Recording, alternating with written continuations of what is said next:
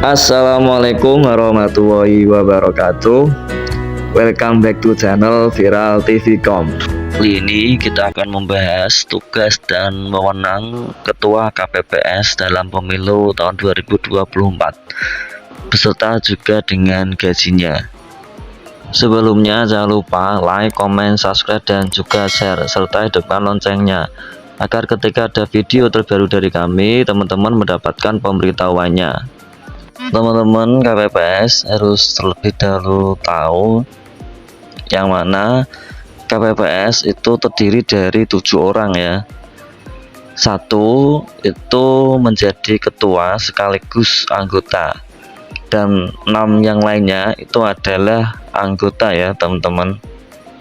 Yang akan kita bahas lebih dahulu kali ini adalah tugas dan wewenang seorang ketua KPPS. Informasi ini kita kutip dari PKPU nomor 8 tahun 2022 pasal 32. Poin A mengenai tugas dan wewenang Ketua KPPS dalam persiapan penyelenggaraan pemungutan dan penghitungan suara. Seorang ketua KPPS itu harus berkoordinasi, berkomunikasi dengan anggota dan juga petugas ketertiban. Jadi mereka harus diberitahu tugas apa saja yang harus dilakukan. Kemudian mengumumkan tempat dan waktu pelaksanaan pemungutan suara. Jadi untuk ketua KPPS itu menginformasikan kepada masyarakat terutama di TPS tersebut agar nantinya untuk pelaksanaan pemungutan suara itu tempat dan waktunya itu sudah diketahui oleh masyarakat. Kemudian untuk tugas yang ketiga itu adalah menandatangani surat pemberitahuan atau surat undangan ya, yang nantinya akan diberikan kepada pemilih yang tercantum pada DPT. Selanjutnya menyampaikan salinan daftar pemilih sementara kepada saksi yang telah hadir mewakili peserta pemilu. Kemudian memimpin kegiatan penyiapan TPS. Jadi sebelum hari H pelaksanaan TPS itu harus sudah jadi ya teman-teman. Dan ini yang dibuat oleh KPPS dan juga petugas ketertiban.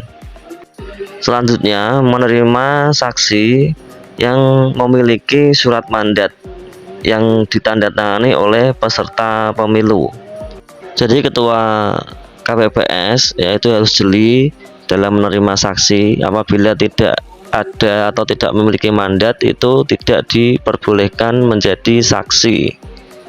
Lalu pada poin B mengenai tugas dan wewenang ketua KPPS saat pemungutan suara di TPS. Yang pertama, memimpin kegiatan KPPS. Lalu memimpin pelaksanaan kegiatan saat pemungutan suara. Selanjutnya membuka rapat pemungutan suara tepat waktu. Jadi sebelum pelaksanaan pemungutan suara, masing-masing KPPS itu mengadakan semacam rapat ya atau briefing terlebih dahulu. Kemudian memandu pengucapan sumpah janji para anggota KPPS dan saksi yang hadir. Selanjutnya menandatangani berita acara bersama paling sedikit 2 orang anggota KPPS. Selanjutnya menandatangani tiap lembar surat suara. Jadi surat suara yang bisa dicoblos itu harus sudah ditandatangani oleh ketua KPPS ya teman-teman. Tugas selanjutnya memberikan penjelasan terkait dengan persediaan dan tata cara penggunaan alat bantu bagi tunanetra. Kalau yang ini itu kondisional ya teman-teman. Lalu tugas yang lainnya itu adalah mengakhiri kegiatan pemungutan suara tepat waktu. Jadi jam 13.00 atau jam 1 siang pemungutan suara itu sudah selesai dan harus ditutup. Tidak ada penambahan waktu ya teman-teman. Jadi kalau masih ada yang mau mencoblos lebih dari jam 1 itu sudah tidak diperbolehkan. Lalu poin C mengenai tugas dan wewenang Ketua KPPS dalam rapat penghitungan suara di TPS. Yang pertama adalah memimpin pelaksanaan penghitungan suara. Selanjutnya menandatangani berita acara hasil pemungutan suara bersama anggota KPPS yang lainnya, dan juga ditandatangani oleh saksi dari peserta pemilu. Setelah ditandatangani itu nantinya biasanya KPPS akan memberikan salinan itu kepada saksi dan juga TPS. Jadi nantinya untuk mempermudah salinannya itu bisa difotokopi, jadi tidak harus ditulis tangan semua. Tugas selanjutnya yaitu menyerahkan hasil penghitungan suara kepada PPS dan juga Panwaslu.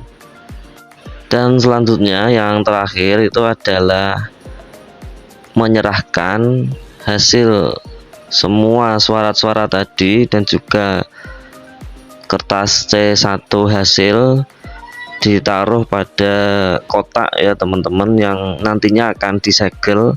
Tapi sebelumnya jangan disegel terlebih dahulu, jadi nantinya biar di cross check dulu oleh KPPS dan sekretariat kira-kira masih ada kekurangan atau tidak.